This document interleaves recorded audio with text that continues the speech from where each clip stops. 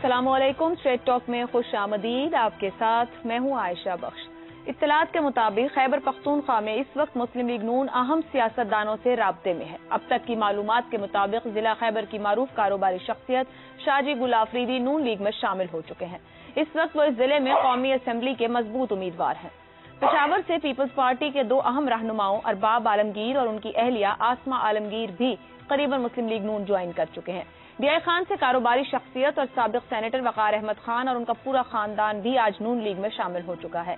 जमीयत उलमा इस्लाम ने नौशहरा के पीर जुल्फिकार बाचा भी मुस्लिम लीग नून में शमूलियत इख्तियार कर चुके हैं, जो जमीयत की कौमी असम्बली के उम्मीदवार थे। नौशहरा से पीटीआई के एक साबिक सेनेटर और एमएनए भी सूबाई असम्बली के कई साबिक अराकीन के साथ मुस्लिम लीग नून से राब्ते में है। पेशावर में एएनपी का एक घराना या ग्रुप भी उनसे राब्ते में है, जो पार्टी में इतने खुश नहीं है। पार्टी के अपने दो अहम नाराज रहनुमा साबिक गवर्नर इकबाल जफर झगड़ा और साबिक वजीर आला पीर साबिर शाह को भी मना लिया गया है और अब उनकी नाराजियां भी खत्म हो चुकी हैं। 1990 की दहाई में नून लीग को केपीके में एक अहम सियासी कुव्वत के तौर माना जाता था। उस दौर में खान अब्दुल वली खान की क़यादत में अवामी नेशनल पार्टी नून लीग की अहम इत्तेहादी जमात थी। 1994 के इंतखाबात में जब बेनजीर भुट्टो वजीर आजम बनी, सिंध में पीपल्स पार्टी और पंजाब में पीपल्स पार्टी और मुस्लिम लीग जुनेजो की इत्तेहादी हुकूमत कायम हुई, तो नून लीग केपीके में एएनपी की मदद से पीर साबिर शाह को वजीर आला बनाने में कामयाब रही। पीपल्स पार्टी को यहां आफ्ताब शेरपाओ को अपना वजीर आला बनाने के लिए बड़े पापड़ बेलना पड़े। 1997 में भी नून लीग मेहताब अब्बासी को वजीर आला बनाने में कामयाब रही। 2002 के बाद से नून लीग इस सूबे में कमजोर हुई है। 2008 में केपीके में पीपल्स पार्टी और एएनपी की इत्तेहादी हुकूमत कायम हुई थी। 2013 और 18 में पीटीआई बड़ी सियासी कुव्वत के तौर पर सामने आई। अब नून लीग एक मरतबा फिर केपीके में फाल होने के लिए जद्दोजहद कर रही है। दीगर सूबों की तरह क्या केपीके के आज के मारूजी हालात भी 90 की दिहाई के मुकाबले में मुख्तलिफ हैं? ऐसे में बुनियादी सवाल यही है कि क्या नून लीग केपीके में फिर से अहम सियासी कुव्वत बन पाएगी? इसी मामले पर पैनल से गुफ्तगू करेंगे। पैनल में हमारे साथ हैं अब्सार आलम, शहजाद चौधरी, जैगम खान और इफ्तिखार अहमद। प्रोग्राम का पहला सवाल आप सबके लिए। नून लीग के खैबर पख्तूनख्वा में अहम सियासी राबते, केपीके की सियासी हरकियात, क्या नवाज शरीफ केपीके में तहरीक इंसाफ को शिकस्त दे पाएंगे? इफ्तिखार साहब आपकी जानिब आएंगे। इलेक्शन, उसकी ग्राउंड रियलिटीज और कौन से फैक्टर्स मैटर करते हैं?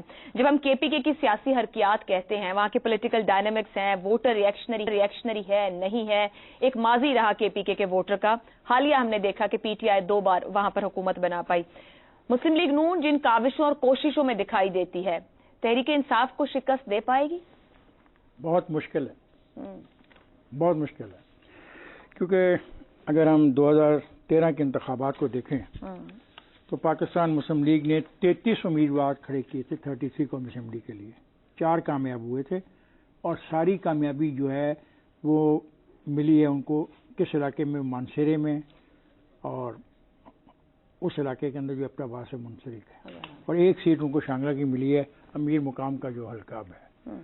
तो मैं नहीं समझता कि कैसे वो इतनी बड़ी जंप लगा लेंगे कि 4 कौमी असम्बली की सीटें थीं 2013 में, 18 में भी उनकी कोई परफॉर्मेंस ऐसी नहीं थी वहाँ पे। तो मैं नहीं समझता कि वो इस पोजीशन में होंगे कि वहाँ पे अपना चीफ मिनिस्टर ला सकें। अलबत्ता मैं बिलावल के जलसों को और बिलावल के जो मूव है वहाँ पे उसको मैं देख रहा हूँ बड़े गौर से, और ये बड़ी इंपॉर्टेंट होगी, क्योंकि लगता यह है कि केपीके में खुला मैदान है सियासी जमातों के लिए कि आए और मुकाबला एक दूसरे का करें। इसीलिए जेयूआई और नून लीग इत्तेहाद के बारे में भी सोच रही है कुछ सीटों के ऊपर सीट एडजस्टमेंट में। पाकिस्तान पीपल्स पार्टी 10 कौमी असम्बली की सीटें यहाँ पे हासिल कर पाई थी 2008 में, बहुत बड़ा नंबर है। और जिन इलाकों से वो सीटें मिली उनमें पेशावर है, नौशहरा, मर्दान, डेरा इस्माइल खान, सवात, लोअर दीव, अपर दीव और मालाकन। आप देखें कि ये नौजवान लड़का कोशिश जो कर रहा है उन्हीं इलाकों में जाके कोशिश कर रहा है जहाँ पे पाकिस्तान पीपल्स पार्टी माजी में सीटें भी लेगी, और अगर हारी तो इतने बुरी तरीके से नहीं हारी कि उसका वोट बैंक मुकम्मल तौर पे एरोड हो गया हो। लेकिन जो नुकसान हुआ अरबाब आलमगीर खान का, जो पेशावर से जीते रहे 2008 में, 2013 में इलेक्शन लड़ा, 2018 में इलेक्शन लड़ा, कि जैसे लोग उनको जो छोड़ के जा रहे हैं उससे उनको नुकसान हो रहा है। लेकिन जो कोशिश है वो बड़ी मजे की कोशिश है, क्योंकि जो चित्राल का आज मैं जलसा देख रहा था पाकिस्तान पीपल्स पार्टी का, चित्राल बेगम नुसरत भुट्टो इलेक्ट हुई वहाँ से। अब आप सोचिए ان وقتوں میں جب خاتون کا الیکشن لڑنا ہمارے پنجاب جیسے نام نہاد لبرل صوبے میں بہت سوالات اٹھاتا تھا، تو وہ وہاں سے جا کے لڑی اور کامیابی ہوئی ان کو. تو آج اسی لیے وہ ان کو کہہ رہا تھا کہ یہ میری نانی کی سیٹ ہے اور میں کوشش کروں گا کہ میری بہن جو ہے آسوا یہاں سے آ کے. تو نہیں، آپ کا سوال جو ہے نا ایک ہی پارٹی پر نہ رکھیں نا. میں وہ اسی بات کو آگے بڑھاتی ہوں جو آپ نے کہا. جب آپ بلاول بھٹو کے کے پی کے میں فعال ہونے کی بات کر رہے ہیں، پیپلز پارٹی کے لیے پی ٹی آئی چیلنج، ظاہری بات ہے پی ٹی آئی ووٹر موجود ہے گراؤنڈ پر، نون لیگ کوئی چیلنج بن پائے گی یا دراصل آپ سمجھ رہے ہیں پیپلز پارٹی کے لیے پی ٹی آئی چیلنج ہوگا، نون لیگ کوئی چیلنج؟ یہ تقسیم ہوگا کے پی کے. اچھا، بالکل. اب یہ سمجھ جانا چاہیے آپ کو کہ پی ٹی آئی کو مکمل طور پہ وہاں پہ ختم نہیں کوئی کر سکتا. اس کی دو وجوہات ہیں. ایک تو 2 دفعہ وہ پاور میں رہی اور نوجوان جو وہاں کا ہے وہ پی ٹی آئی کے ساتھ. پر اسی میں سے یاد رکھیے گا پی ٹی آئی پارلیمنٹیرین بھی کھڑی ہے. ہاں، پرویز خٹک نہیں رکھی، وہ تو ہے نا. پھر میں اسی لیے کانسٹیچوئنسیز کا نام لے رہا ہوں کہ کچھ لوگوں کا انفلوئنس ہوتا ہے کانسٹیچوئنسیز کے اندر. مثلا امیر مقام ہے، وہ شانگلہ سے جیت سکتا ہے، اگرچہ اس کا بیٹا ہار گیا الیکشن اپنا لوکل باڈیز کا، نہیں بن سکا. کیوں؟ جے یو آئی کا آدمی بھی وہاں پہ کھڑا تھا، وہاں پہ پیپلز پارٹی بھی کھڑی تھی، وہاں پہ اور دوست بھی کھڑے تھے، نہیں جیت پایا. اگر یہ لوگ نہ کھڑے ہوتے شاید امیر مقام کا بیٹا وہ الیکشن جیت جاتا. تو الیکشن میں بہت ساری چیزیں اب شامل ہو گئی ہیں. درست ہو گیا. خاص طور پہ پی ٹی آئی کا جو رول ہے اور پی ٹی آئی کی جو پریزنس ہے ان کے پی کے، اس کو ٹوٹلی اگنور نہیں کیا جا سکتا. امپاسبل ہے. آپ کیا کریں گے؟ آپ اگر میرا تو خیال ہے ان کو الیکشن لڑنے کی اجازت ہوگی، ان کا بلے کا نشان بیلٹ پیپر پہ ہوگا. تو میں پھر دیکھتا ہوں کہ پھر 3 پولیٹیکل پارٹیز بڑی امپورٹنٹ بن جائیں گی. Peoples Party, Pakistan Muslim League Nawaz and the P T I. Remaining جو مقامی جو دھڑے بندی ہے پرویز خٹک کی شکل میں، جے یو آئی کی شکل میں، آفتاب شیرپا کی شکل میں، وہ پھر اپنا اپنا رول پلے کر سکتے ہیں مخصوص کانسٹیچوئنسیز کے اندر. تو اس کا یہ کہنا کہ کیا مسلم لیگ اپنا کھویا ہوا مقام حاصل کر لی جو 90s میں تھا، میں سمجھتا ہوں اس وقت مشکل. ٹھیک ہے جی، گراؤنڈ ریئلٹی پہ بات کریں. زیغم صاحب، پی ٹی آئی آج بھی مطلب اس کے ووٹ بینک کو یا اس کی پاپولیرٹی کو اگنور نہیں کیا جا سکتا. کے پی کے میں مضبوط ہے. ایک فیکٹر افتخار صاحب نے ایڈ کیا ہے کہ کے پی کے کا کھلا میدان ہے، جو پولیٹیکل پارٹی جتنا ایفرٹ کرنا چاہے وہ اپنی لگا سکتی ہے. پارٹیوں کی بات ہو گئی. پنجاب، اندرون سندھ اور بلوچستان میں ہم نے مسلم لیگ نون کے ساتھ لوگوں کو ملتے، الیکٹیبلز کو شامل ہوتے، سیاسی کامیابیاں لیتے، الیکشن کی طرف بڑھتے دیکھ رہے ہیں. کیا نون لیگ یہی فارمولا کے پی کے میں اپنا کر کچھ حاصل کر سکتی ہے؟ اتحادی جماعتوں کو ملا کر آپٹکس کی حد تک نون لیگ کی جو ایفرٹ نظر آ رہی وہ کیا ہے؟ الیکشن لڑنا کوئی پیزا آرڈر کرنا تو نہیں ہے کہ سر پر الیکشن آئیں اور آپ بشیر میمن کو صدر بنا کے آپ کہیں کہ میں سندھ جے لوں گا اور چند الیکٹیبل آپ کو تحفے ملیں کے پی میں اور آپ کہیں کہ میں کے پی میں جیت جاؤں گا. آپ کا کچھ ٹوکنزم تو ہو سکتا ہے کہ ادھر ادھر سے کچھ سیٹیں لے کر آپ ایک قومی جماعت کا دعویٰ کر سکیں اور پھر اسٹیبلشمنٹ کے کندھوں پر بیٹھ کر حکومت میں آ سکیں، لیکن اس طریقے سے آپ عوام کے دلوں تک تو نہیں پہنچ سکتے. اس کے لیے تو آپ کو انویسٹ کرنا پڑتا ہے. جن گزرے دوروں کی آپ نے بات کی، اچھے دوروں کی، جب مسلم لیگ نواز الیکشن جیتا کرتی تھی کے پی میں، آپ مجھے بتائیے کیا اس وقت اسٹیبلشمنٹ کی طرف سے الیکٹیبل کے تحائف کی ضرورت ہوتی تھی مسلم لیگ نواز کو؟ یا سپانٹینیس نیچرل لیڈر ہوا کرتے تھے وہاں، لوگ ہوا کرتے تھے. آپ پچھلے 5 سال کی، 7 سال کی، 8 سال کی ذرا میٹنگز کے فوٹو اٹھا کر دیکھ لیجئے. کسی اہم میٹنگ کے، لندن میں جو میٹنگ ہوتی رہی جس میں بتایا جاتا ہے کہ مسلم لیگ نواز کے لیڈر یہ فیصلہ کر رہے ہیں، وہ فیصلہ کر رہے ہیں، میاں صاحب جو ہیں فلاں فیصلے کے لیے میٹنگ کر رہے ہیں، اس میں کسی ایک کے پی کے لیڈر کو تو آئیڈینٹیفائی کر کے دکھا دیجئے. آپ کسی علاقے کو اتنی بری طرح اگنور کریں گے، آپ اپنے آپ کو لاہور کا میئر سمجھیں گے اور جی ٹی روڈ کا بادشاہ سمجھیں گے، تو آپ کا کیا خیال ہے کہ پورا پاکستان آپ پہ دل نچھاور کر دے گا؟ کے پی میں میرا بہت جانا ہوتا ہے. مجھے تو آج تک سینکڑوں نوجوانوں سے ملاقات ہوتی ہے. پوچھتا ہوں میں ان سے، کسی ایک نوجوان نے ہاتھ کھڑے کر کے نہیں کہا کہ میں مسلم لیگ نواز کے ساتھ ہوں. میرا سیمپل سائنٹیفک تو نہیں ہے، لیکن ظاہر ہے کچھ اندازہ تو ہو سکتا ہے.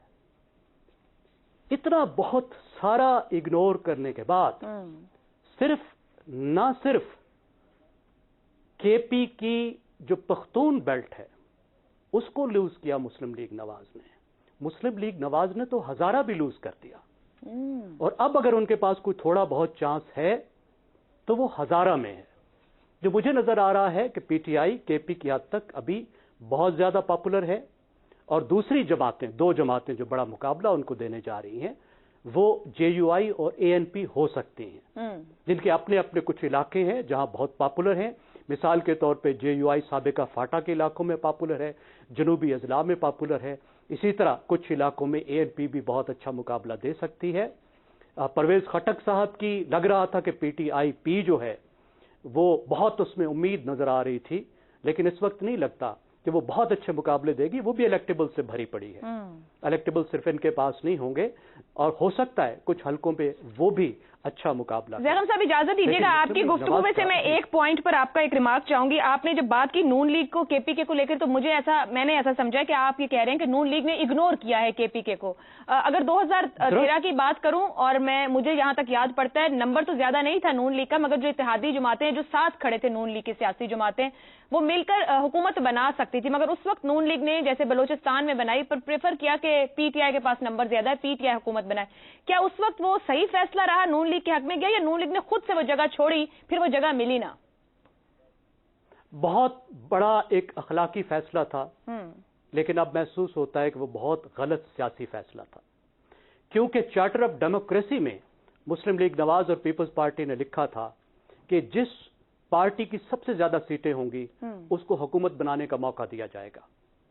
پی ٹی آئی کے پاس سب سے زیادہ سیٹیں تھیں. مولانا اس وقت مسلسل یہ کہتے رہے نواز شریف سے کہ آؤ مل کر ہم حکومت بنائیں، اور وہ ناراض بھی ہوئے. لیکن اس وقت نواز شریف نے عمران خان کو موقع دیا حکومت بنانے کا اصول کی بنیاد پہ. میرے خیال میں اس لیے نہیں کرنا چاہیے تھا کہ عمران خان صاحب پی ٹی آئی اس چارٹر کی سگنیٹری نہیں تھی. ٹھیک ہو گیا. جو جس معاہدے میں شامل ہی نہیں ہے اسے اس معاہدے کا فائدہ کیسے دیا جا سکتا ہے؟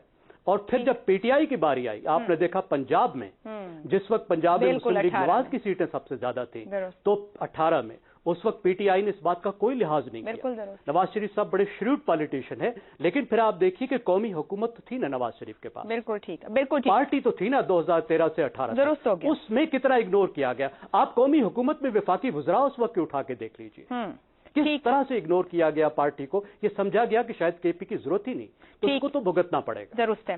شہزاد صاحب آپ کی جانب آؤں، ایک پوائنٹ کے کھلا میدان ہے، افتخار صاحب کہہ رہے ہیں، مگر زیغم صاحب کہتے ہیں کہ نون لیگ نے کے پی کے کو اگنور بھی کیا، اصول کی بنیاد پر کیے گئے فیصلے شاید ان کے حق میں بھی نہیں گئے. اگر کے پی کے کی گراؤنڈ ریالٹی کو سمجھا جائے، اس کی سیاسی حرکیات کی طرف جب بلوچستان سے تو مختلف ہے، ایک آپشن کیا یہ ممکن ہے کہ جو اس وقت نون لیگ ایفرٹ کر رہی ہے وہ اس طرز کی حکومت بنانے کی کوشش کرے جو 13 میں اس کے پاس آپشن تھا کہ اتحادی جماعتوں کے ساتھ؟ اور کیا نون لیگ جو ہے ایک تاثر جس پہ ہم بات بھی کر چکے، لاڈلے پن کا نام لے کے جس پہ تنقید بھی ہو رہی ہے، نون لیگ ریسپونڈ بھی کر رہی ہے، وہ کیش کروا پائے گی کے پی کے میں؟ اچھا، میں اس کے 2-3 پوائنٹس آپ کی خدمت میں پیش کرتا ہوں. پہلی بات تو یہ ہے کہ اگر پی ٹی آئی کا حقیقی طور پر یا ریئلسٹکلی اگر کوئی چانس کہیں پہ کسی بھی جگہ پہ گورنمنٹ بنانے کا آیا تو وہ کے پی کے اندر ہے، اور اس کی وجوہات بیان کی گئیں پہلے بھی، اور وہ یہ کہا گیا کہ پی ٹی آئی اتنی مضبوط بھی فی الحال اپنے ووٹرز کے اندر فی الحال اس کا اتنا اسٹرانگ ہولڈ ہے کہ ابھی تک وہ اس کو زائل نہیں کیا جا سکا. دوسرا، جس قسم کے پکڑ دکڑ ہوئی ہے باقی جگہوں پہ، کراچی میں یا for that matter mostly Punjab کے اندر، وہ آپ کو کے پی میں نظر نہیں آئی. اسد کیسر، علی محمد خان یا اور بھی ساتھ شاید کچھ اور لوگوں جو ابھی تک قائم ہیں اپنی جگہوں کے اوپر، اور ان کو اس طریقے سے سین سے آؤٹ نہیں کیا گیا. تو یہ نظر آتا ہے کہ پی ٹی آئی جو کہ وہاں پہ 2 مرتبہ حکومت بنا چکی پچھلی 2 مرتبہ میں، اس کے پاس اگر کوئی چانس بنتا ہے تو اس وقت صرف کے پی میں چانس بنتا ہے. اور کیا یہ ممکن ہے کہ وہ وہاں پہ پورا زور نہ لگائے؟ ایک بات تو یہ ہو گئی. دوسری بات یہ کہ پی ٹی آئی حقیقی کریٹ کی گئی پرویز خٹک صاحب کی، میں ایم کیو ایم سے لے رہا ہوں، یہ مماثلت کر رہا ہوں جی. تو جو پی ٹی آئی حقیقی ہے جو کہ پرویز خٹک کے نیچے بنا دی گئی یا بن گئی، اب یہ جو چیز آئی ہے اس کا اپنا ایک پوزیشن ہے. اچھا، یہ 2 بڑے پلیئر اور ان نون پلیئرز ہیں اس وقت. پی ٹی آئی اپنے طور پہ جیسے ایگزسٹ کرتی تھی، اور پرویز خٹک کی پی ٹی آئی یا جو بھی ان کی جس کو بھی وہ کہتے ہیں پیٹریاٹس یا واٹ ایور، وہ جس شکل میں وہ ایگزسٹ کرتی ہے، اور وہ کتنا اثر رسوخ اپنا بڑھا سکیں گے الیکشنز کے اندر اور اس سے پہلے الیکشن کی پروسیس کے اندر. تیسری چیز جو ہمیں دیکھنی ہے وہ دیکھنی ہے کہ کیا پی ایم ایل این کو جے یو آئی کی ضرورت ہے یا جے یو آئی کو پی ایم ایل این کی ضرورت ہے. اگر تو مجھے پی ایم ایل این کو اگر جے یو آئی کی ضرورت ہو تو پھر تو بالکل ایک نیچرل سی بات بنتی ہے. جس طرح نون کا وہاں پہ کوئی ایک وقت کوئی اتنا بڑا پریزنس نہیں تھی تو ظاہر ہے کہ وہ کہیں نہ کہیں پہ مل ہاک کر کے آگے ملنا چاہتے ہیں. جے یو آئی ایف ان کا ایک نیچرل پارٹنر بنتی. لیکن اگر جے یو آئی ایف محسوس کرتی ہے کہ ان کو پی ایم ایل این کی ضرورت ہے تو پھر جو میں بات کر رہا ہوں کہ پی ٹی آئی اور پرویز خٹک والی پارٹی جو ہے ان کا خوف ابھی بھی طاری ہے اور مولانا صاحب کسی نہ کسی مدد کی انتظار میں بیٹھے ہیں. ان کی یہ جھجک کہ ابھی الیکشن نہ ہوں یہ بھی مجھے تھوڑا سا ذرا کچھ پریشان کرتی ہے کہ کیا پی ٹی آئی واقعی وہاں پہ کچھ نہ کچھ کرنے جا رہی ہے. ایک اور چیز پی ٹی آئی ہو یا پرویز خٹک والی پارٹی ہو, ایک اور چیز 2008 کا جو فارمولا تھا اس میں کیا تھا؟ اس میں یہ تھا کہ سینٹر میں ایک گورنمنٹ ہوگی اور پھر اس کے بعد اس گورنمنٹ کا ایک صوبے میں گورنمنٹ ہوگی جس طریقے سے پیپلز پارٹی کی تھی, اور باقی تمام جگہوں پہ انہوں نے باقی پارٹیز کو حکومتیں بانٹ دیں. مجھے یوں لگتا ہے کہ اس مرتبہ بھی کچھ اسی قسم کا فارمولا کچھ طے کیا جا رہا ہے یا ہو جائے گا. صحیح. پنجاب اور سینٹر ایک سائڈ پہ نظر آتے ہیں, کے پی کے اندر آپ کو ایک اور فورس ڈیولپ ہوتی نظر آتی ہے, اور بڑا بالکل صحیح کہا گیا کہ ایک اوپن فیلڈ ہے اور وہاں پہ مقابلہ کرنے کی گنجائش موجود ہے. لیکن پی پی پی کے جب 3-4 بڑے بڑے مورے وہاں سے اٹھ کے پی ایم ایل این میں چلے جاتے ہیں تو مجھے پھر پی پی پی کی پوزیشن تھوڑی کمزور ہوتی نظر آتی ہے. صحیح. اچھا, یہ وہ چیزیں ہیں جو کہ کے پی کے اندر ڈیسائیڈ کریں گی اور بڑا انٹرسٹنگ اور اوپن الیکشن ہوگا. اور لیٹس سی کہ کتنے ووٹر باہر نکلتے ہیں, پی ٹی آئی کے ووٹر کس نکلیں, ووٹ ڈال سکتے ہیں کہ نہیں ڈال سکتے, ان کے کون کون سے امیدوار آتے ہیں. یہ بڑا ایک انٹرسٹنگ ایلیمنٹ ہوگا پورے الیکشن میں. لیکن خاص طور پر کے پی میں یہ ڈیسائیڈ کرنے کے لیے کے پی کا اگلا نقشہ کیا بننے جا رہا ہے. ابصار صاحب میں آپ کی جانب آؤں. ابھی تک تو جے یو آئی اور یہ بھی ہم نے کچھ نام لیے جو نون لیگ کے ساتھ ہاتھ ملا رہے ہیں, ساتھ شامل ہو رہے ہیں. یہ اتحاد اگر جے یو آئی کے ساتھ ہوتا ہے 2024 میں تو نون لیگ متاثر کن کارکردگی دکھا پائے گی, اور کیا نون لیگ کے اے این پی جے یو آئی کے ساتھ اتحاد وہ ماضی کی طرز کی حکومت جس کی ہم بات کر رہے ہیں کہ 13 میں ایک آپشن تھا, تو نواز شریف صاحب دوبارہ کے پی کے میں اپنی جسے کہیں روڈز بنا پائیں گے؟ دیکھیں, یہ تو بڑا ہی ہائپوتھیٹیکل کوشچن ہے کہ 2024 کے الیکشنز کے بعد وہ کارکردگی دکھا پائیں گے. نہیں, 2024 کے الیکشن کے لیے مطلب یہ کہ الیکشن. جی ہاں, وہ یہ بھی ہائپوتھیٹیکل ہی ہے نا. اب اس میں 2-3 فیکٹر بڑے امپورٹنٹ ہیں. ایک تو ہے لہر کا فیکٹر. اب لہر کا فیکٹر ہم نے نہیں ڈسکس کیا پورے گفتگو میں. ایک لہر بنتی ہے ہر انتخابات سے پہلے. پچھلے انتخابات سے پہلے آپ کو یاد ہوگا عمران خان کی لہر بن گئی تھی, نواز شریف جیل کے اندر تھا اور کہ عمران خان آ رہا ہے. اس وجہ سے 37 سیٹیں صوبائی اسمبلی میں زیادہ جیتی پچھلی دفعہ سے پی ٹی آئی نے 2013 سے 37 سیٹیں اتنی لہر کے باوجود. اب فرض کریں وہ لہر نہیں ہے اگر, تو وہ 37 سیٹیں کم ہو جائیں گی اور پی ٹی آئی میکسیمم اس پوزیشن پہ چلی جائے گی جو 2013 میں تھی. لیکن 2013 میں تو پرویز خٹک اور اس کا پورا گروپ تھا. آپ اس کو دھڑا نہیں کہہ سکتے, مقامی دھڑا یا یہ وہ دھڑا نہیں کہہ سکتے. پرویز خٹک اور اس کے ساتھ بہت سارے لوگ ایسے ہیں جن کی وجہ سے پی ٹی آئی 2013 میں بھی سیٹیں جیت سکی تھی اور پھر 2018 میں بھی.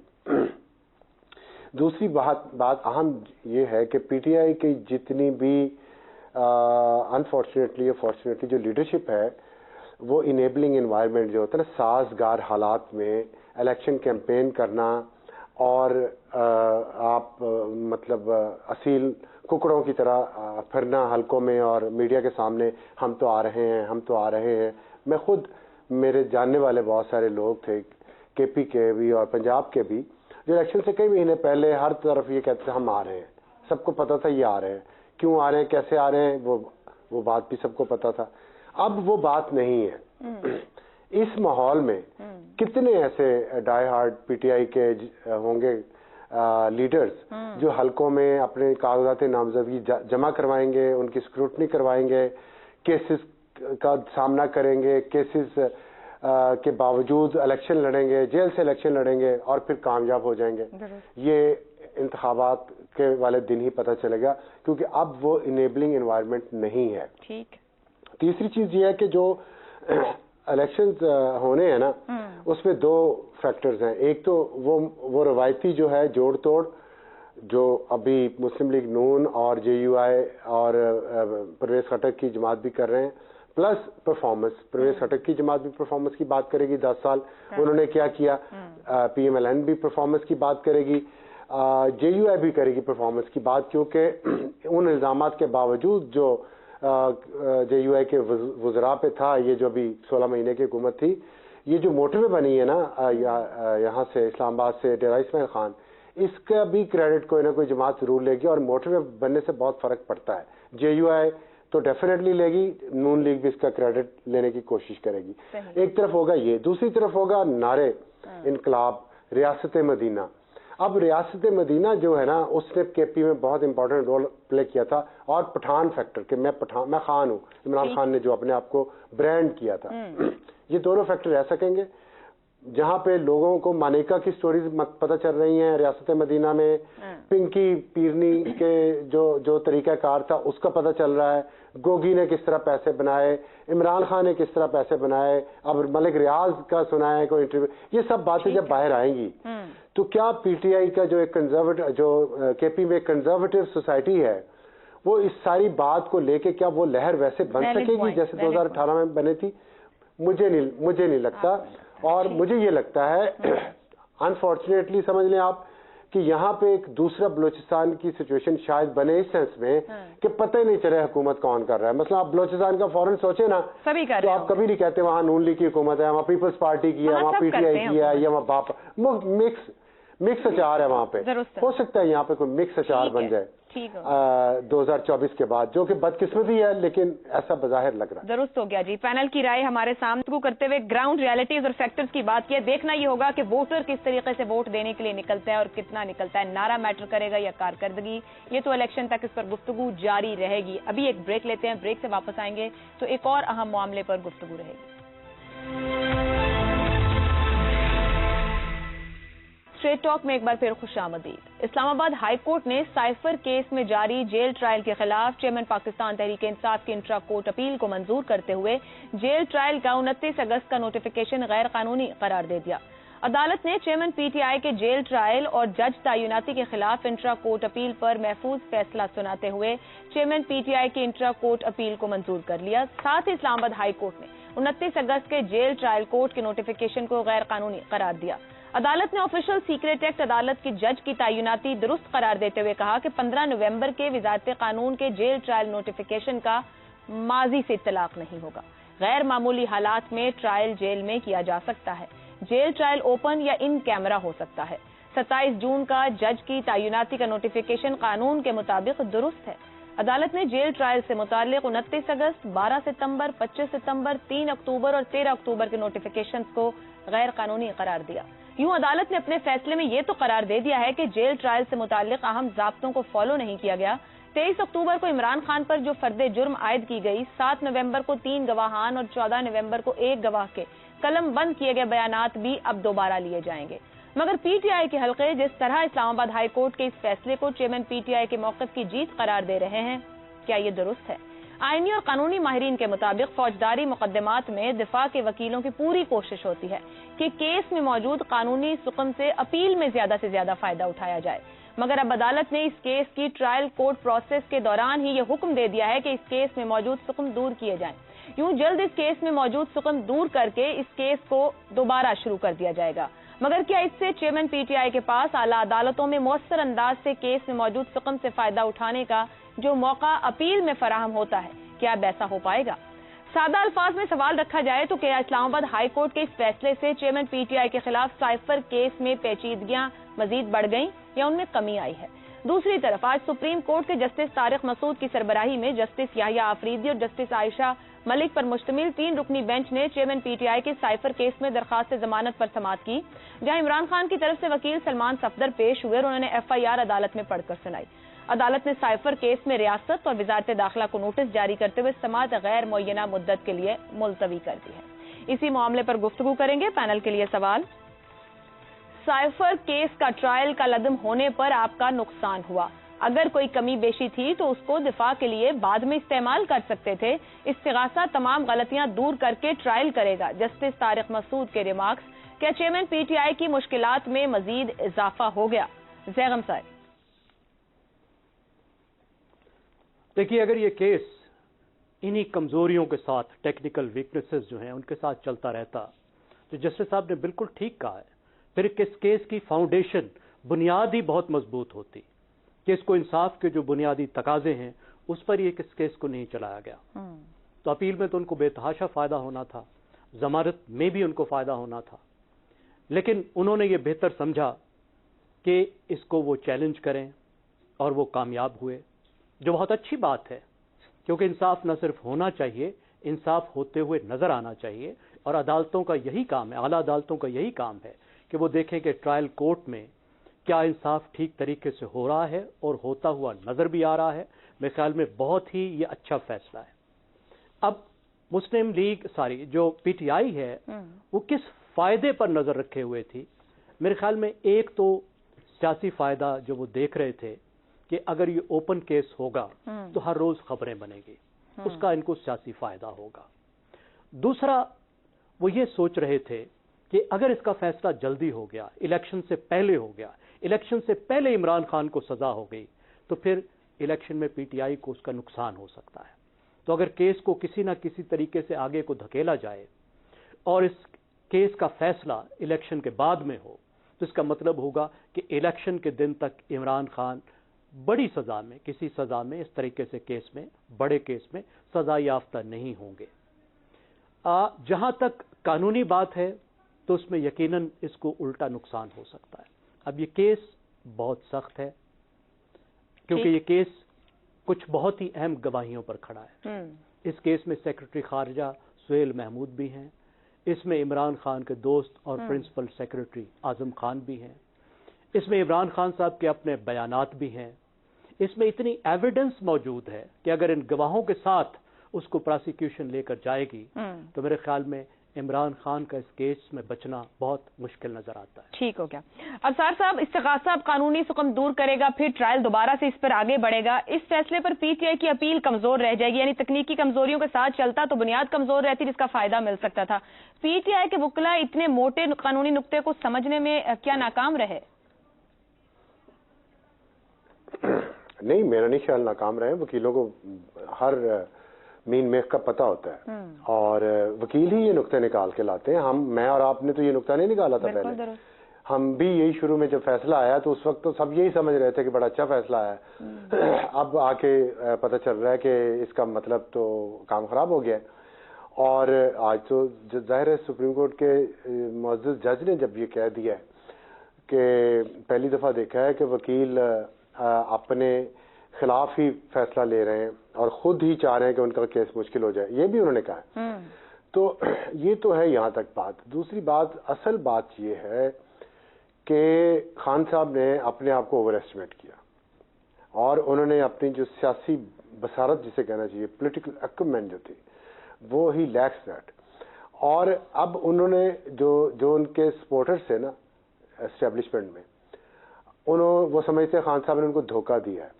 اب جب آپ نے کسی کو دھوکہ دیا اور دھوکہ ان کو دیا جو آپ کو لے کے آئے, تو میرا خیال ہے کہ خان صاحب اتنے بھی اب پیارے نہیں رہے اس عمر میں کہ ان کے لیے سارا کچھ لٹا دیا جائے.